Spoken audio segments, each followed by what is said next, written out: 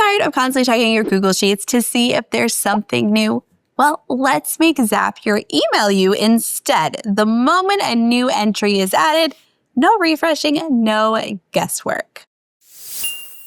I'm Allison Gonzalez. I'm a Microsoft certified trainer, and in this video, we are going to cover what Zapier is, how it works, and then we'll build a simple Zap that sends you a Gmail notification every time there's a new row in a Google Sheet. Sounds like magic, right? You will see the exact clicks that you need to do to set this up, how it's going to work, and we will test it so you can try it today. Zapier connects thousands, literally thousands of different programs and apps so they can talk to each other. So we are going to actually set one up where our trigger is a new row is added in Google Sheets, and the action is going to be sending an email with Gmail. Head on over to Zapier.com.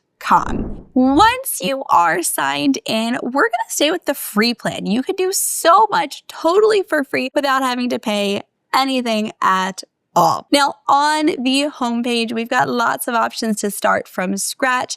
On the left menu, you can see the bright orange button where we can hit create. Let's go over to discover now, which is going to be on that left side below your home button. If I specifically just look for, let's say, Google Sheets, we're going to do this first one, get notified of new Google Sheets entries via Gmail. Go ahead and click on that first option and let's give it a try. So click that purple try now button.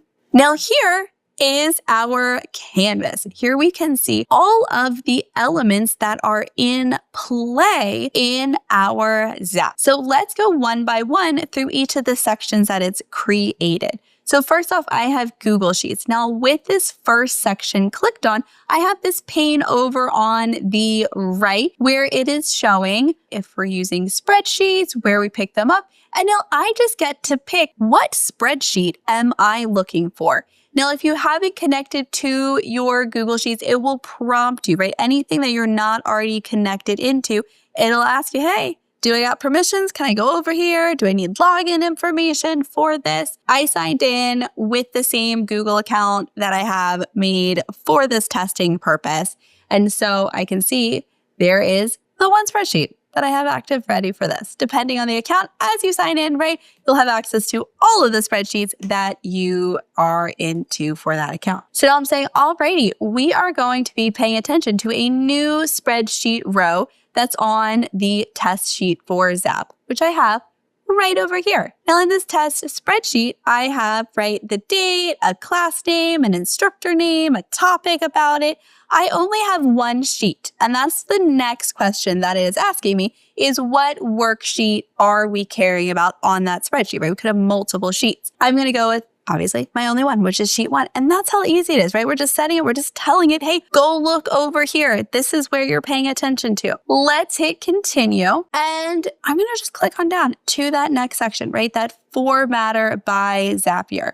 So this is setting up to transform, and I can pick the values that it is looking for, whether I need to format numbers, phone numbers, math operations. These are all the different things that we can format. Now, this one is not necessary, right? It's not always necessary, just depending on what values you're pulling through and how you want them to work, what needs to actually happen in this formatting process. You can always go ahead and just delete elements that are added in with the template that are not necessary for what you are looking to accomplish. Make those templates work for you. We're going to go ahead and delete this formatting option. Yep, really delete it. And now all I need to concern myself is, right, when a new spreadsheet row comes in, we are going to send an email. So now we are picking Gmail. Our action event, look at all of these. Add a label, archive, create drafts, delete things even. We're going to go with that send email that came with our template. We're going to keep that. And then we just need to make sure we're selecting the correct Gmail account. Once you have your Gmail account select, go ahead and hit continue. And here you're just going to write, what email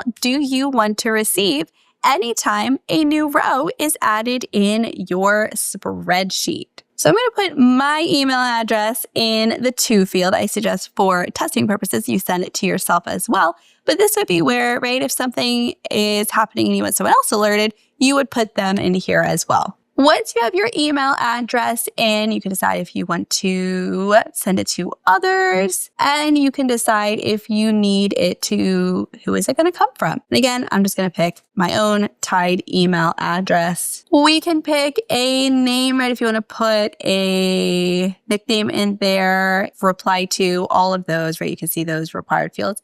For the subject, I am just going to simply add in a new row was added to the sheet. Now, I want this to be dynamic. I want this to be a little bit fancier, right? I want to know, well, what sheet had data added to it, right? If I'm going to set this up for a bunch of different sheets that I have, I want to know which one just by glancing at this. So that is where I want to look at dynamic content, where I can pull from elements that happened earlier in my flow. So I'm going to hit the plus sign next to that subject row, and I need to make sure that it is completed right here. So it's verified, tested that, loaded that trigger in. If you tested your trigger earlier, you don't need to do that, but testing that trigger will make sure that we have that record created and sent for us. And there we go. Now, when we've got that verified, when I come over to add in dynamic content, I can see I've got column E, F, G, row ID, row number, class name, topics, right? It gives kind of an example of what is in each of these elements that I can pull in for the elements.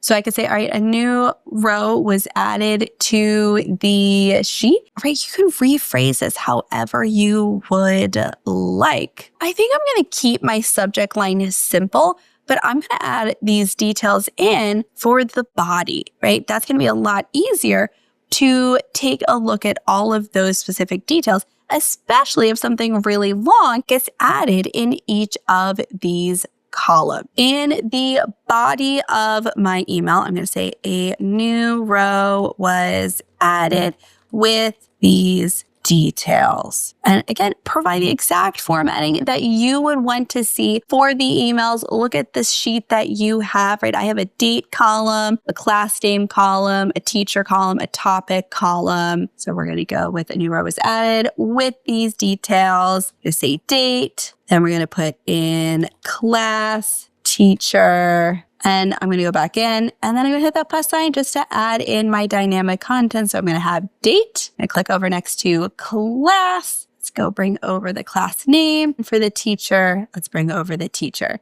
So now, right, I have this static content, right? It's worded exactly how I want it to, right? A new row was added with these details, date, teacher, class. We can bring signatures in, decide labels, mailbox. Once you're happy with your email, go ahead and hit continue. So we can see the email, who it's to, who it's from, and the subject line, the body of our email. Let's go ahead and test this. We always want to make sure we are testing it to make sure that it is working correctly. We can see it got sent. Now we can see right here in my Gmail, I have a new row was added to the sheet, sent to me, and my lovely email says a new row was added with these details, date, class, and teacher. And that's your first step from Google Sheets to Gmail in minutes. We saw, right? You can imagine all of the other tools that you can connect with Zapier. Once you get this set up,